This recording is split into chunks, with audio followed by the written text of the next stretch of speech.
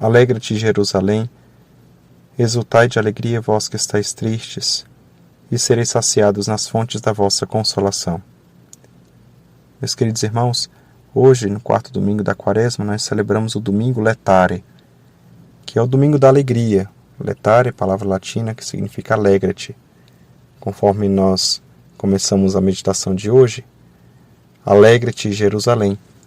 Estes são os versículos da antífona da entrada da missa de hoje. E nesta missa é permitido também usar a cor litúrgica rósea, pois simboliza a mistura do roxo da penitência quaresmal com o branco da alegria pascal. Por que meditar a alegria do Senhor neste tempo tão forte de penitência, contrição, arrependimento dos pecados em vista da celebração da morte de Cristo? Bem, porque a alegria é própria do cristão. A alegria do cristão é viver a vida, dom de Deus, é se ver amado pelo Pai de misericórdia, Deus rico em misericórdia, que nos amou e nos deu a vida em Cristo, conforme São Paulo nos recorda na carta aos Efésios, na segunda leitura de hoje. Esta é a nossa alegria, a alegria da vida de Cristo que Deus nos deu, e nos deu mediante a cruz. Então, de maneira muito particular, a alegria de hoje é olhar para o amor da cruz. É na cruz que nos veio a vida, é na cruz que nós temos a alegria de dar a nossa vida a Deus também. E a cruz, então, para o cristão não é maldição, mas é sinal de salvação, pois nos purifica do pecado e nos dá as graças de Deus, da vida dos santos, que nós teremos em plenitude na Jerusalém Celeste com a Virgem Maria, São José, os santos anjos e todos os santos que nós veneramos, unidos ao Santíssimo Deus, nosso Senhor.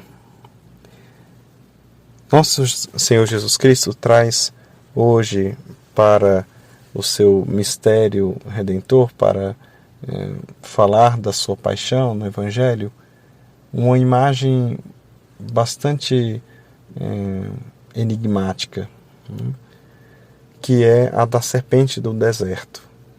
Que serpente no deserto é esta? É aquela de que fala o livro de Números, no capítulo 21.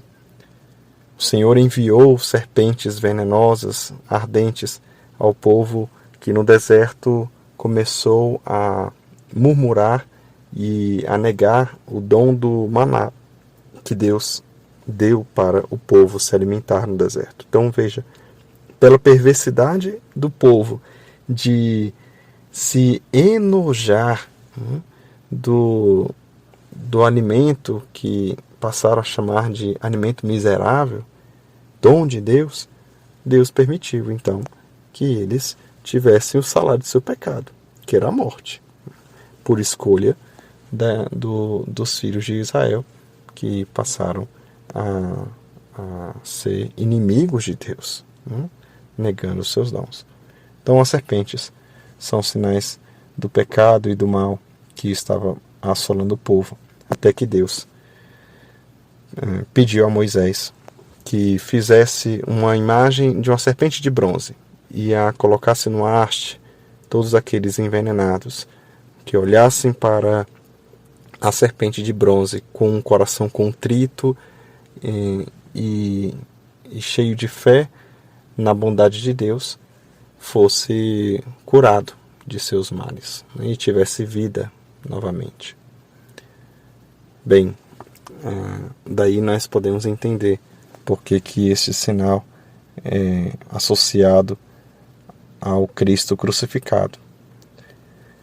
A serpente foi erguida, a serpente que estava fazendo mal foi erguida e agora se tornou um símbolo de salvação. Para nós, o pecado envenena a nossa alma, mata o nosso coração. Envenena o nosso coração, mata a nossa alma. E este pecado foi assumido por Jesus. Ele se fez pecado por nós, nos diz o Evangelho. E agora o pecado erguido na cruz, vencido pelo amor de Deus, fez-se sinal da nossa salvação. O pecado crucificado, vencido, é a cruz de Jesus, é a nossa salvação. O amor de Deus que supera toda a morte que o pecado nos causou. Por isso foi necessário, que Jesus assumisse a cruz, para que ele, na morte, vencesse a morte e nos desse a vida. E aí está o maior sinal e prova do amor de Deus para conosco.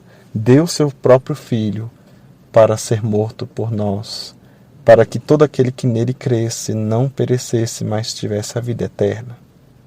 E que alegria maior do que essa, do que nós vemos o amor de Deus entregue totalmente, até o âmago da dor, até o extremo da morte, para nos salvar. Esta é a nossa alegria. E esta alegria nos salva do veneno do pecado. Quantas vezes nós nos vemos envenenados pelo pecado? E quantas vezes nós negamos os dons de Deus e insistimos no pecado? Queremos o veneno do pecado. Deixamos Satanás, a antiga serpente que seduzia os nossos pais, também nos seduzir e continuar com seu império de pecado na humanidade. Quantas vezes, meus irmãos, nós nos voltamos contra Deus? Mas se nós nos voltarmos para Deus, mediante a sua cruz, e tivermos um olhar, lançarmos para Ele um olhar de contrição, de arrependimento e de vontade de viver, nós viveremos. Nós viveremos. Porque Ele é rico em misericórdia, e quando éramos seus inimigos, Ele nos deu a vida em Cristo. Quantas vezes nós, então, estamos exilados da presença de Deus, como o povo, cuja história é recapitulada no segundo livro de Crônicas, na primeira leitura de hoje, também esteve. Por conta dos seus pecados, foi exilado na Babilônia, e de lá chorava com saudades da terra, com saudades de Sião.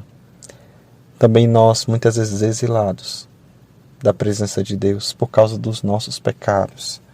A exemplo do povo, nós muitas vezes pecamos porque somos infiéis, porque praticamos coisas abomináveis e recusamos a sua palavra, zombamos da presença de Deus no meio do povo, por meio dos seus profetas, por meio da igreja, e assim profanamos o templo do nosso corpo, e com o nosso pecado também profanamos o templo que é o corpo de Cristo. Este exílio não é para nós.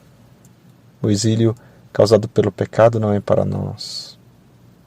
E que nós tenhamos a consciência de sentirmos falta da presença de Deus. Sentimos falta do amor de Deus, que nos amou até a cruz. E assim, unamo-nos à cruz de Jesus. Na cruz do nosso dia a dia. É na cruz, meus irmãos, que encontramos Jesus. Não é fora da cruz. Não é numa alegria sem cruz que o mundo prega, que a sociedade quer inculcar na nossa mente. Não é esta alegria. Fora da cruz não há vida, não há salvação, portanto não há alegria do cristão.